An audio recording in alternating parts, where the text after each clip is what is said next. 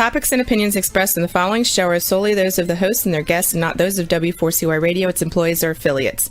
We make no recommendations or endorsements for radio show programs, services, or products mentioned on air or on our web. No liability, explicit or implied, shall be extended to W4CY Radio or its employees or affiliates. Any questions or comments should be directed to those show hosts. Thank you for choosing W4CY Radio.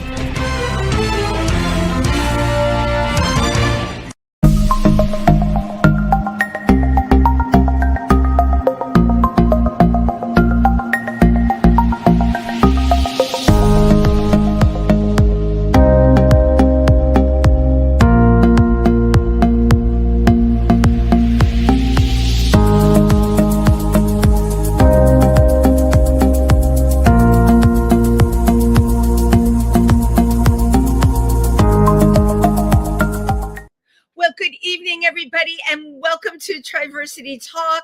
I'm Wendy Stewart here with you on Wednesday. It's Wendy on Wednesday. I know I say that every week. You must be sick of hearing it, but it's the truth. And you know, I'm looking at the top I have on in my background, and I'm just kind of like, whoa, this is like very psychedelic tonight. But it is all the rainbow colors, which is really important because this is Triversity Talk.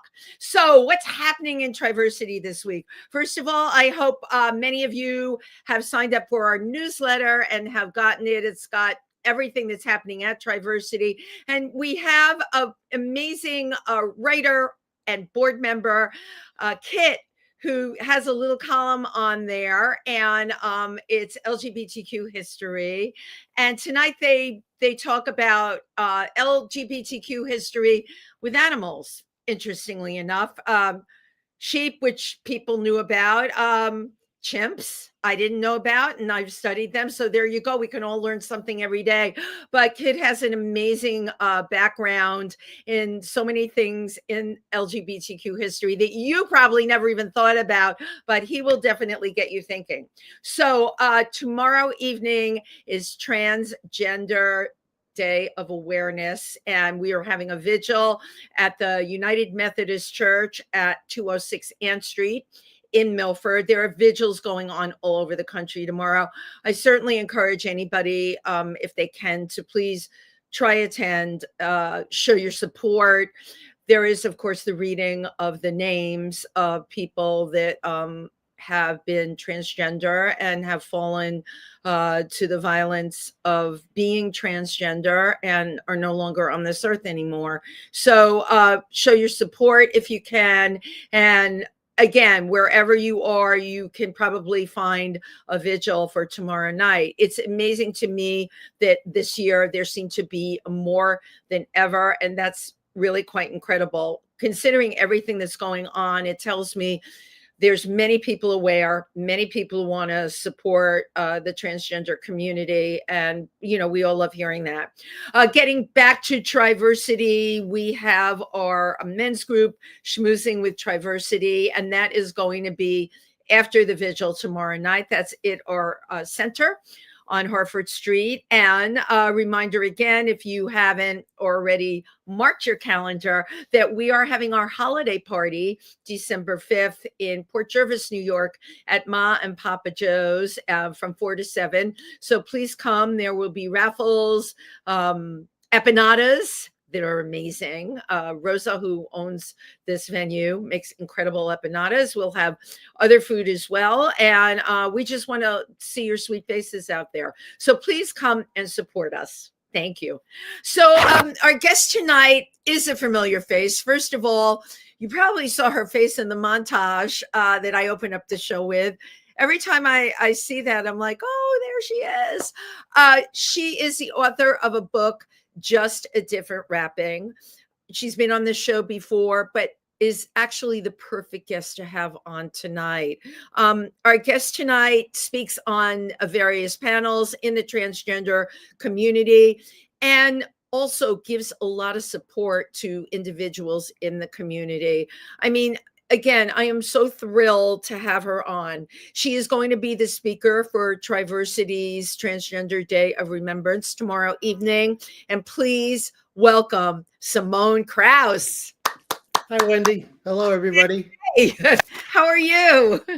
Doing well, doing well. Getting over a cold. So if I cough or whatnot, and if my voice coach is watching, and I'm not exactly right on point with my voice tonight, Well, no, you can no, tell me tomorrow. you. And didn't I have your voice coach on this show? Oh, the one, yeah, there's another one that took over Okay. down at the college. Yeah. Can we give a shout out to your voice coach? Well, actually, I would give it out to William Patterson University and all the clinicians down there that so wonderfully accepted me into their program Love to it. teach me how to change my voice to a more feminine pattern. And it was literally life changing. So if anyone has the opportunity to take any classes, please do. No, that's a wonderful opportunity. How did you? Now they're located in New Jersey, yes? Yep. But there's a lot of different places. If you Okay. check with the colleges, a lot of times with the speech, the SLP program, they do offer stuff like that. Well, that's a good share because I have a transgender male, and we were having this discussion. This person's become an amazing friend of mine, and he brought up the whole voice thing, and I said, I'm going to go to my go-to gal, Simone Kraus, because always has the answers, always knows the people. But yeah, this is something people are looking for. I'm just thinking though, like, because Jersey is a somewhat open state, or New York City is, where I'm broadcasting from, it's probably way easier. You think a lot of the colleges, Simone, offer that?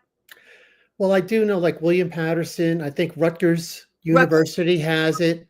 The thing too, with the current climate, with all the administration, that they're trying to shut down any programs in the colleges, kind of like turn the screws so that they would not offer stuff. So you would have to, contact them to see whether or not they do offer this. Right. We think, Simone, that that's happening in the Northeast here. From what I'm hearing, we're not getting impacted by a lot of the stuff. I could be wrong because I live in my little LGBTQ community bubble here, but please share what you know. All right. A lot of the healthcare professionals in the hospitals, healthcare systems have received letters from this administration about providing any gender affirming healthcare to trans youth, and that their program would be in danger, and any funding. These are threats. Yeah.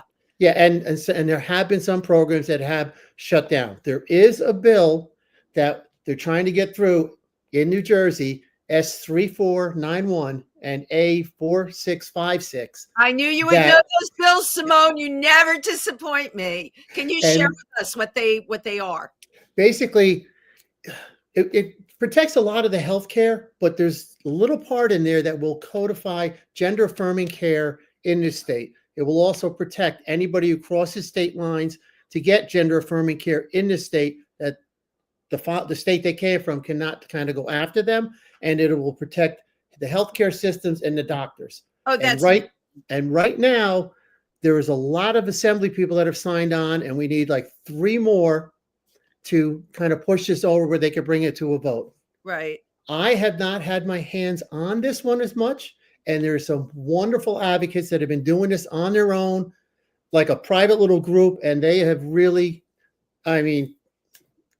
unbelievable the work that they did to get this far.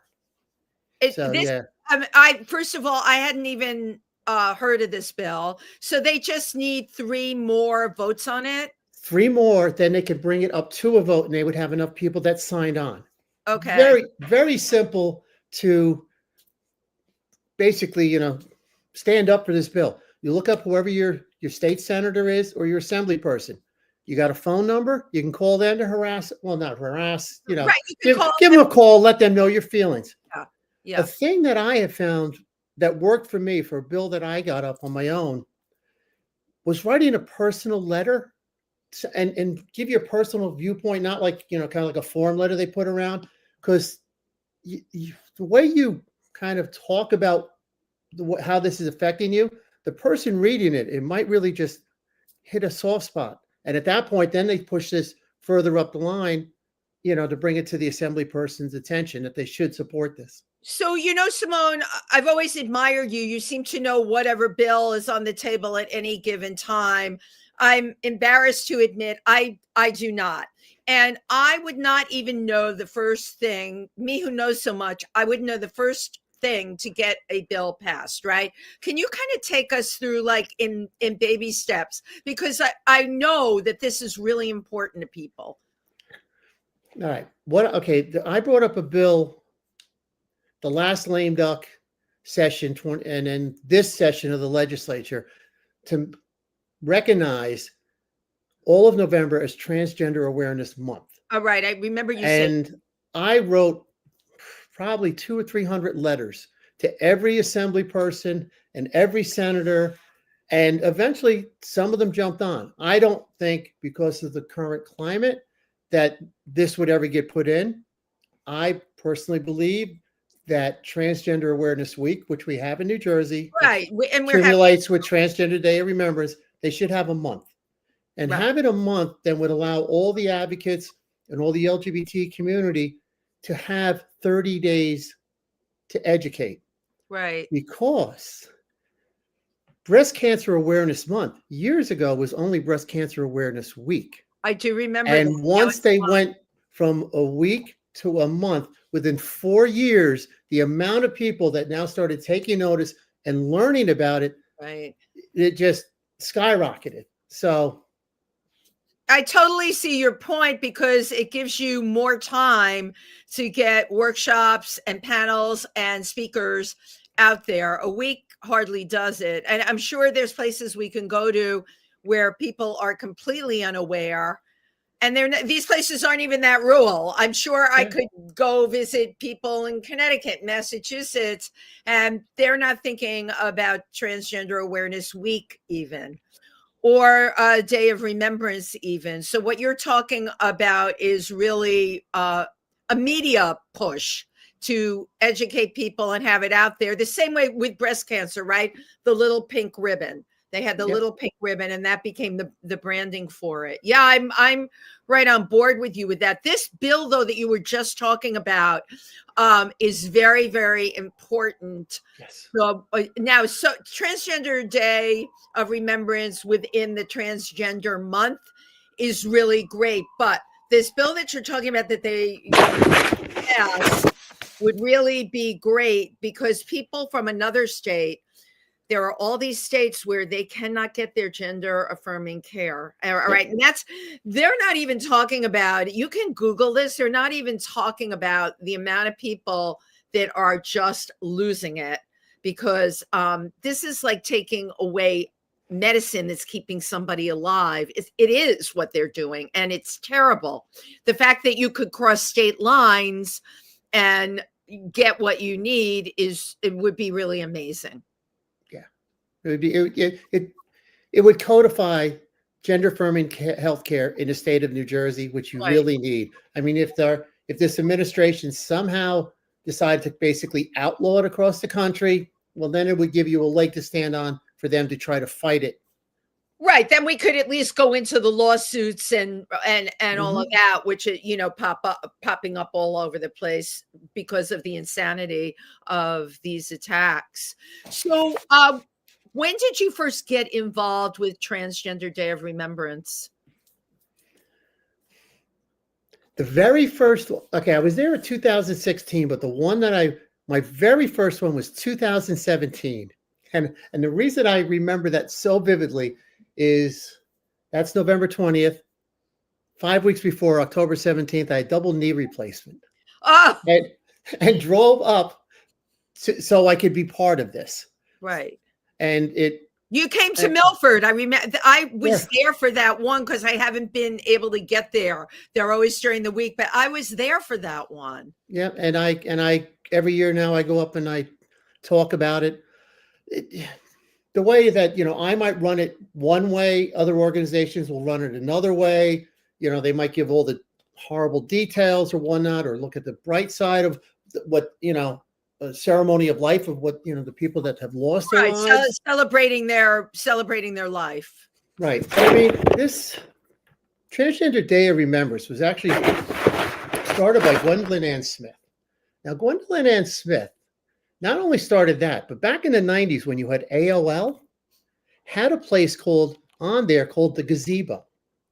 And it could hold up to 42 people, that could get into that one room because you didn't have the digital bandwidth and No, but space. hold on, Simone. I didn't even know this. This is like, when you have Google breakout rooms. So AOL had something called, I love that they called it the Gazebo. Yeah, it was called the Gazebo. And 48 people, could fit in there. And it was one of the earliest places that trans people could get together and, have affirm themselves with each other, find out different discussions and share information. And it was in that room later on down in 1999 that people were talking about. There was a person that was murdered, a trans person, before Rita Hessler. Right. And she was amazed. Gwendolyn was amazed that people that lived up there, 2 murders that happened like a year apart, and people didn't know either one really happened. Right. So that's when she decided to start this basically Transgender Day of Remembrance. And Remembering Our Dead is her website. And that first took place in 1999. Wow. And on the 1-year anniversary of, Rita Hessler's death. And it just mushroomed from there. And it's sad that we have to still have this the way that we do. I mean, we have 42 people this year. We had 200 and some odd around the world, that have lost their lives or taken their lives because of the politics and everything that is, just making it almost unbearable. I mean, you had Lisa Smith just recently up in Vermont, and I actually got something written for tomorrow night. And please share. And Lisa Smith, October 18th, Cornwall, Vermont, age 21. And this is a quote from Erin in the Morn about the suicide of Leah Smith. These policies carry blood on their hands. Transgender advocates have warned for years that the relentless criminalization and isolation of our community would lead to deaths. Leah deserved better than this government, better than these institutions. Every transgender suicide is not just a tragedy, it's a murder. It's the foreseeable consequence of policies designed to make us disappear. And I usually never talk about politics when this day comes up, but that so touched me. Oh my God. And the amount of the stories of other trans youth. And that's the thing that really blew me away was the amount of trans youth that have taken their lives. Right. The young people that take their own lives because it's so hopeless. Yeah. And the policies are just, this government, once Trump came in, erased us. Right. The word transgender does not exist in the United States government anymore. Well, one of the most absurd things they did, I've never seen such a targeted hate going onto websites and erasing the T. What the hell is wrong with them? Why on earth would that matter so much? Why go after that? All right. You have a certain amount of the population that, okay. The governor's elections just happened in Virginia now. They did an exit poll asking everyone, people that were coming out about transgender rights. And it was over 52%, almost 55%. And now she won by a landslide down there that said trans rights have gone too far in this country. So that says to me that there's people that voted for her that think this, that they had gone too far. So the same percentage of people there, you will find in the LGB part of the community. Right. I mean, it's like one of those things that, if they're talking about, it's like looking around, like make sure that only those people are hearing it. Right. So, yeah, that's what they're going to do. They're so worried about losing everything that they will kick us to the curb thinking that will save them. But this is like, but it's that, like that poem, then they came, you might not be one or two, but you're down on that list. Then they came. Yeah, exactly. They're going to come for you eventually too, and you're using transgender people as sacrificial lambs, thinking that you're going to be okay if you do that. You're not going to be in the eye of the storm. within our own community, it is sad what you just said, but it's true. I've heard things and talked to people where I had to really educate them as to what's going on, and still, transgender is Simone, you know this, a mystery to so many people, and I have to remember, I have to be an educator, right? So I have to be cool about it and explain and be able to explain it. But sometimes I just want to say, why can't you get it? Especially if you're LGBTQ. What is it that you don't get about a person being transgender? Why is the tea over here like on the ice floe going out to sea? You know what I'm saying? Well, it's because everybody else is comfortable with the gender that they were assigned at birth. I mean, they there's no example that they really have Right. that they could really understand this. Right. So they view us differently. And I'll be honest, the amount of trans women and trans people that when we come to find, help and, the support group or whatnot at an LGBTQ center, how many of us stay around afterwards? We're like, it's like the people that sometimes that join the NRA, they're only doing it for 3 to 5 years. I want the card and after 3 to 5 years, I'm done. I'm out. Don't send me the backpack. Just forget I exist. I'm going to go live my life. Don't send me the backpack. Right. I'm not interested.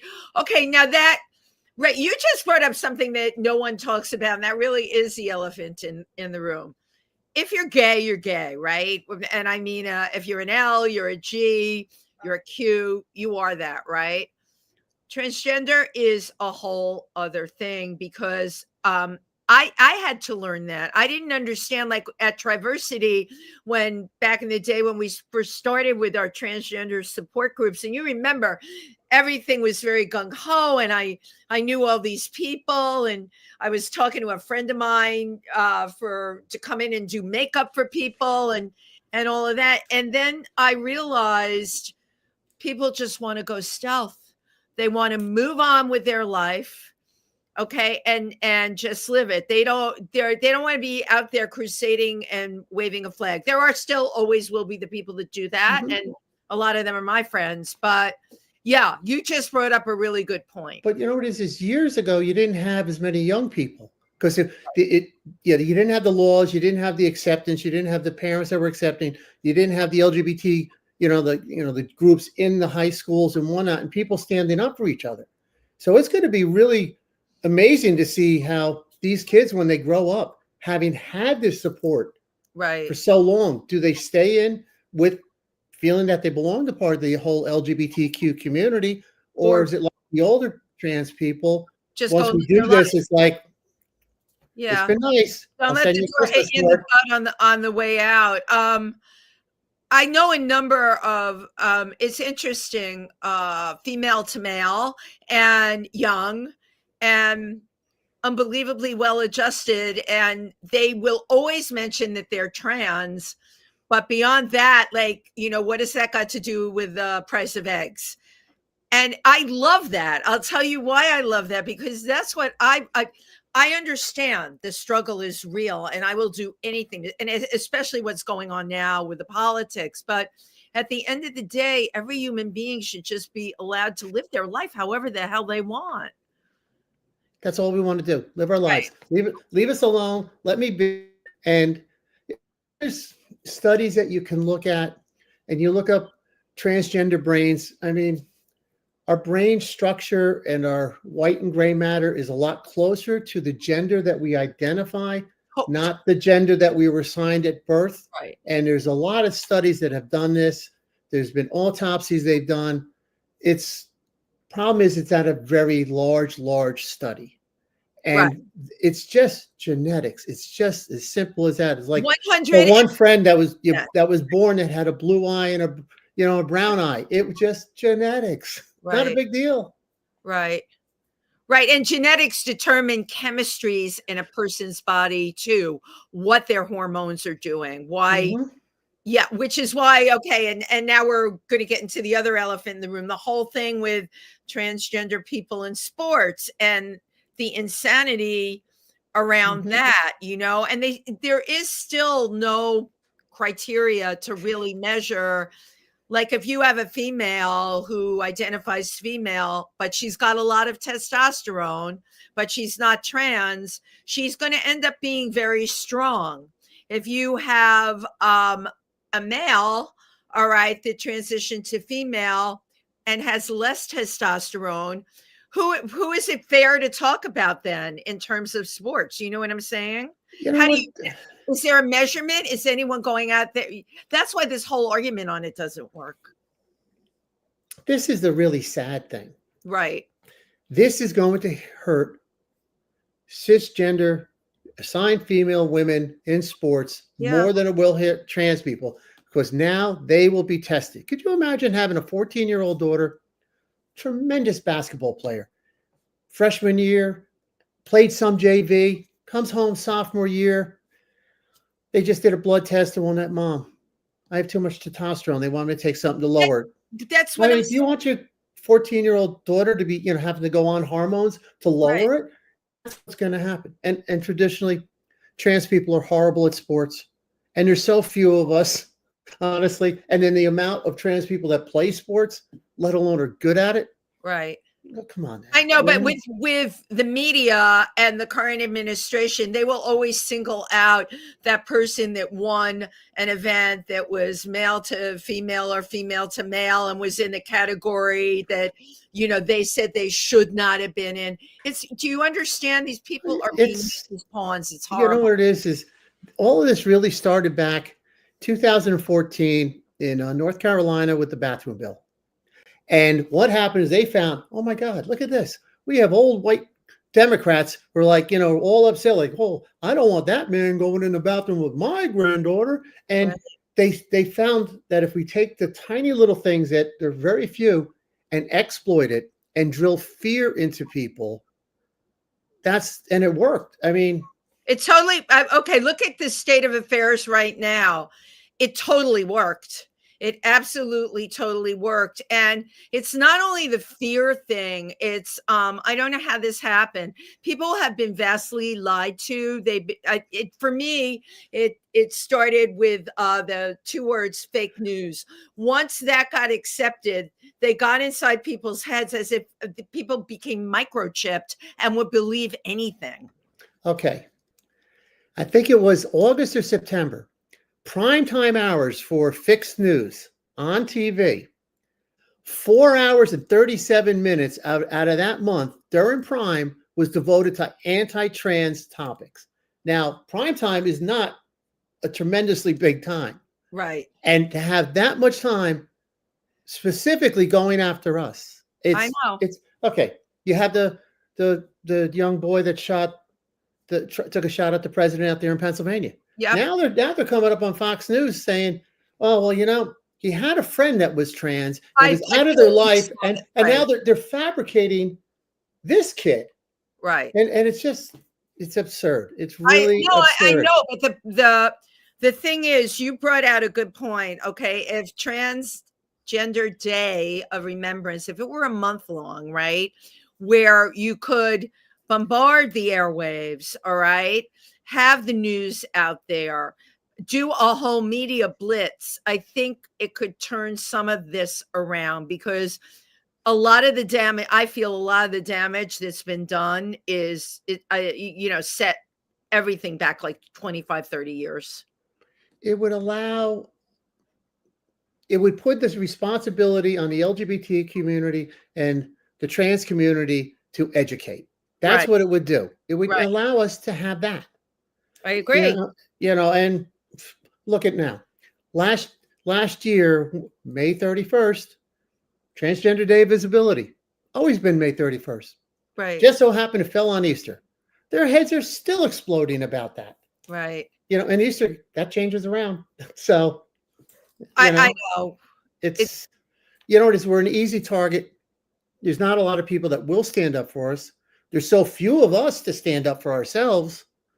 And we can be the big scary monster. Well, all right. I want something you just said. There's so few of you to stand up for yourselves.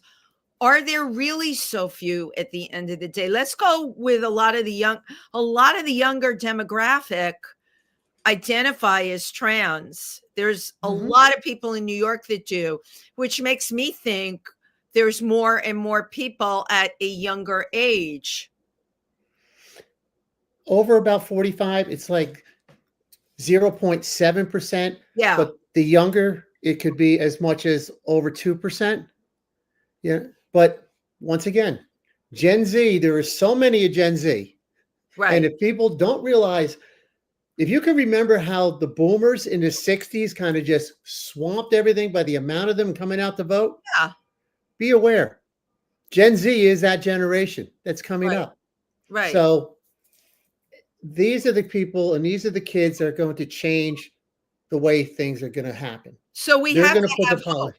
Right. Oh, you have to have it. You can't, they're going to make laws against us. They're going to try to get some of the different bills, the executive orders, the two gender, Oh, I'm so the damn trans sick women in of sports. executive orders, please. Every day, another executive order. It's like, give it a rest already. Yeah. Oh, yeah. But this is the stuff that they're going to continually go Right. after us. I mean, Harass. it's well, like that's exactly it. Gender affirming care. Oh, yeah. You can get Botox. You can have your nose job. You can have this. The 14-year-old boy who has gynecomastia can have top surgery. Whatnot. Oh, but you're trans. You can't have that. Oh, yeah. Puberty blockers. Yeah. If you have a girl that's in second grade, start to develop, or little Pedro and Sam that are over in the corner, one's already growing a mustache in the third grade, you give them the blockers. Oh, but if they're trans, you can't do that. Oh, that's right. They might cause, infertility down the road. Well, it's been a drug approved by the Food and Drug Administration since 1993. I think we would have heard about infertility already. Right. Right. And if you don't allow these kids through the medical science that is guided and endorsed by the many medical organizations, you're going to doom them. If you force them to go through a puberty that they don't identify with, there's a good chance they're going to take their life. Yeah, I know. And I always give it up to you for statistics, but we know that happens a lot. And yeah, they have to be able to get them. Okay, but you brought up the beta blockers, right? Puberty blockers. A lot of people, the reason I don't think they get the support that they should is people don't understand what they do. They just hear that, a parent is giving a kid this to stop them from developing. Oh my God, how terrible.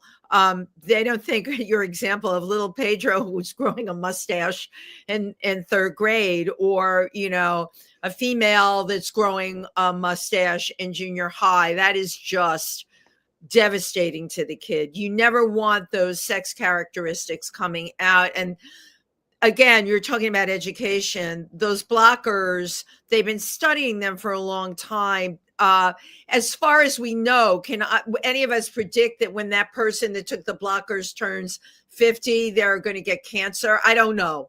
That I can't answer. But, there's so many people getting cancer from so many other things, right? See, the only thing that they found as a side effect so far is that if somebody goes on them and then goes off, that they might actually, because then their puberty kicks in, they might end up being 1 inch taller than they would have if they didn't go on. That's a good thing, Tall is good. Yeah. But yeah, so it's just sad what they're doing in this country, that they're letting this dictate this when there's so much more out there. Right. And especially for the trans youth. But you know what? That's why it's so important, Simone. And I wanted to have you back on. You're very articulate. You're not afraid to speak your mind. And I've had a number of people that you've recommended on this show. Same thing. I really believe that there is importance in that. And there needs to be more of that out there, where we have people that are educated, that can actually, talk about transgender A to Z and everything that's connected to it, because we need that. You just need to always constantly remind your politicians that you do support this. And in the end, if they don't stand up for us, that might be the one thing that says, it's raining out. Yeah, he doesn't support us anyway. I'm just going to stay home. Right. I mean, if you look at it, if you take of the adult trans people in New Jersey, of that 0.7%, you're looking at 60 to 70,000 votes. Wow. Yeah. That's a lot of votes. Mm-hmm. So with the vigil tomorrow night, Simone, you read us a small piece. How many names will you read tomorrow night? 42. 42. Sadly. Wow. Sadly, there's be 42, yes. And there's this one thing that I usually always read. It's called The Twilight People. Yeah. And remember Rabbi Frank? Oh my God, yeah. He wrote this one year. And he so touched me by writing this that I told him, I'm going to read this every year. And I have spread this around to everybody that I have ever met about why trans people were called the Twilight People. And do you mind if I give it a quick read? No, I'm sitting here Okay. at Needles waiting for you to read it. Okay. Twilight People. According to the Kabbalah, our Jewish mystical tradition, gender fluidity in the scriptures was regarded as common. For example, Jacob's daughter Dinah was conceived with the soul of a man. Likewise, Abraham's son Isaac was ensouled as a woman, but born as a man. The first human being, Adam, was created androgynous, having characteristics of both man and woman. Our modern sages call such people twilight people. Why? We read in the Talmud, as to twilight, it is doubtful whether it is part day or part night, or whether all of it is day or all of it is night. Twilight is like the twinkling of an eye. As night enters and the day departs, it is impossible to determine its length. Shabbat 34, Barak 2. The transgender activist and first transgender rabbi, Reuben Zellman, writes, Twilight cannot be defined. It can only be sanctified and appreciated. Likewise, people can't always be defined. They can only be respected and their lives made holy. Twilight allows for genders beyond male and female. It opens space in society and protects those who live in the places in between. Wow. That is beautiful. Absolutely beautiful. I will tell you along those lines, in different cultures, like the Twilight people, they believe in the two-spirit people, which means both male and female inhabit the person. This is in India. This is in Africa, in villages in Italy, and people that have been generations back in Hawaii. It's a totally known and accepted thing. So why are we even having conversations about this? Live and let live, right? Religion.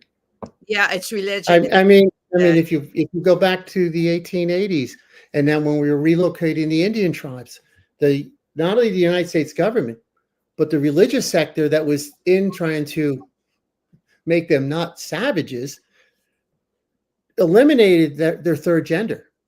Right. They forced them not to have that. Right. That was an attack on their culture. Exactly. Yeah. The British did that to the Raj in India. Absolutely. The same thing. They've eradicated. I look at now what this government's trying to do with the laws and whatnot is the second great trans eradication in this country. I totally agree with you. I mean, the Mahu out in Hawaii that came from Polynesia. In fact, Captain Bligh from the Mutiny on the Bounty, he was doing a world, exploration with Captain Cook, was the first European to meet anybody that was considered that gender, or the Mahu of Hawaii. Right. So we know this exists, and going forward, the way things are going, we can only hope that in the midterm elections, maybe people will become more enlightened. I'd like to think that. I'd like to always believe that someone like yourself, Simone, you're out there, and I know you're making a difference, and you speak about it. Every day I wish for 1,000 more Simones out there. Mary might not want that, but it might drive Mary crazy. But yeah, I mean, you can't let it rest, which is good. But again, the other side of the coin is, and you brought it up in the beginning of the show, there's a lot of people that want to just do their transition, get on with their life and not be Crusader Rabbit. But some of us are Crusader Rabbit. Some of us, it's just in us that we see this and we hear it, and you know, we have to fight back. We have to help it. You have helped so many people. You know, you as a resource, voice, looks, the whole 9 yards. You're always giving a name or supporting somebody. If there's people out there listening that are comfortable in their own skin, please share what makes you comfortable. Please share the people that give you the support. All right, turn around and pay it forward. That's what we have now. I think we can only start it as a small community and just continue to pay it forward till it becomes bigger. I was so blessed. I had people that helped me along with my transition. You did. I was there. And that is why I continue doing this, because I don't want to see anybody young have to struggle, and to not least have someone be able to tell them, this is how I did it. Might not work for you. It's kind of like climbing Mount Everest. I've done it. Now I can tell you how to do it. You might not take the same route that I did, might take another one. Right. But we'll be there. We'll be the Sherpas to help you make it there. Oh, I'm totally loving this analogy of it. Yeah, we'll be the Sherpas that will help you make it. Yeah. As far as you want to go with it. That's exactly it. Yeah. Every transition is different, where it's not like one defined thing. Everyone is different, whether hormones, no hormones, surgery, no surgery.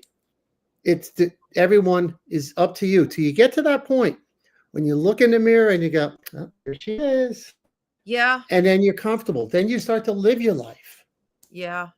You know, every human being should be entitled to live their life the way they want. Exactly. And if you can get that, our brain structure or the gender that we identify, so that when we are in a changing room or whatnot, you should be pretty well comfortable, like that you're in there with another man or a woman, not, because that's the problem. These husbands are thinking with their brain. I don't have their brain. Right. My brain's almost like your wife's. Right. It's interesting because you're bringing up something that I experienced the other night. I was out with friends of mine that are completely comfortable in their own skin as who they are.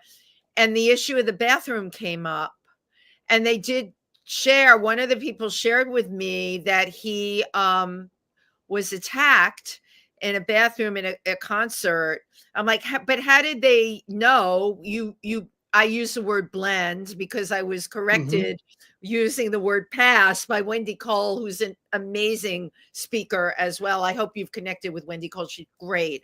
But my friend talked about this really awful experience going to it was a rock concert in Newark, and someone, like, I don't know, outing him in the bathroom. Why would you're at a concert. Why would that be on anybody's mind? I had an experience. It was, I'm trying to think of the one movie, Mary Poppins, the second one that came out. Yeah. Okay. So me and Mary went. It was one of the first times that I kind of went as myself, went to see the movie. I have to use the bathroom. Long line. Mary's like, can't wait till we get home. I'm like, ain't happening. Right. In I go, and I get in. I take the end stall. It's like, I just want to in and out, get really quick. I get out, I'm washing my hands. The two people on my right here, the one person's saying, that's a man. And I'm thinking, oh, damn it. God. And then I realized they're trying to drag me into the conversation. And I kind of like look over, and she's saying that's a man. And I look down, and she's pointing down at a woman who had a John Deere hat at the end. And I said, who cares? As long as she washes her hands. Right. And I'm thinking, here, you're so worried about that woman down there with that, to a trans woman. He had no idea. At that point, I almost chuckled as I walked out saying, God, I wish I would have had like a Barry White voice at that moment. Yeah, really? Amazing. Funny story. Simone, we're like getting down to the wire here. I want to remind everybody, Simone's book, Just a Different Wrapping. You can get it on Amazon. Really great book. I couldn't put it down. Highly personalized. I mean, Simone spared nothing. And courageous journey into this deeply personal narrative. Petra Simone Kraus shares her experience of coming out as a transgender woman at 56, directing through the complications of gender dysphoria while concealing the true self. behind a male facade. And I do want to bring out here, Simone and a number of people I know, we talk about late stage transition, very different than, when you're in your 20s. And Simone's book is about how Simone started and where she ended. I mean, she was a pipe fitter in a very blue collar male dude environment. Now I want to get this in here. You're writing another book, you said. Yes, I did. It's a fictional book, and it's a little dystopian. I'm taking the current climate of the politics now, Yeah. and it's that 12 trans leaders get swooped up in an operation, and they end up in Greenland because somebody we will remain nameless wants to have a gulag, kind of like his buddy does. But then it happens is that then people are trying to escape out of the country. It all happens over 13 days. 36 hours, it escaped from there, ends up in Copenhagen. It is just suspense from once it starts happening. It talks about the generational differences for the different groups with the trans people. One person who I call MAGA Light is actually now has a game because a family member is now trans. And so, yeah, it's and I'm shopping it around to literary agents. And then if I don't get any hits on that in January, I'm going to start looking at publishing houses. Yeah. And I'm writing my next one that's a follow-up to this. Wow. So you have 2 books you're actually working on. Well, yeah. So I got to tell you, you're doing this at a great time, because what you mentioned about publishing houses, because you watch the show, I've had a lot of LGBTQ authors on that are writing novels. My God, my friend Jezebel is on her 6th novel, fiction, but incredible stories. And the characters are all part of the LGBTQ community. So, there's definitely a wanting out there, okay, to include in our reading, which normally should have been there anyway, LGBTQ characters. Why not? Because this is part of life. Well, see, Robin Gigley, a friend of mine who has a really great series, is trans all. And her character is a lawyer who's trans, and she touches on all the points, the touch points for, trans people. So when I said they're part of this, she said, you should make a book out of it. So that's what I'm trying to do with this, is have it that I'm touching all the touch points of what we go through. Yeah. So that if someone reading this will also, read about that. Yeah. Well, because you know what? You're making it normal. It's normalizing it. And that this whole discussion, and that's why I have these discussions, I just want to get this stuff normal, Every day. I don't want to be having these discussions 20 years from now. Oh, God. I don't even know if I'll be here 20 years from now, Simone, but I don't, you know what I'm saying? I hope as a society, we're in a totally different place. So before we say nighty-night, I want to remind people that Triversity will be having their transgender vigil at the Methodist Church, and it's gathering at 5:30. Vigil starts at 6, 206 Ann Street. Our amazing Simone Kraus, of course, will be speaking and reading the names. And please come if you're in the area. Remember, Triversity, Tri-State, New York, New Jersey, and Pennsylvania. So if you can make it, please absolutely come. One thing, if I could throw in, I think it's next March 28th. I am involved with the second trans authors event that will probably be happening either in West Orange or in Montclair. Montclair Pride Center will be running it. Oh, how fabulous. It will get, yes. I will hook you up with the right people to talk to, and it should be a pretty big event. Some of them, we'll feature them on the show. Definitely let me know. Yeah, because I've had on the executive director from the Montclair Pride Center. I'll hook you up with all the right people. Hook me up, Simone. Okay, I always like to take a picture before I go. If I can just figure out where I put my camera. There it is. Hi, Nugget. Nugget wants his dinner. All right, here we go. Cheese. Take a couple.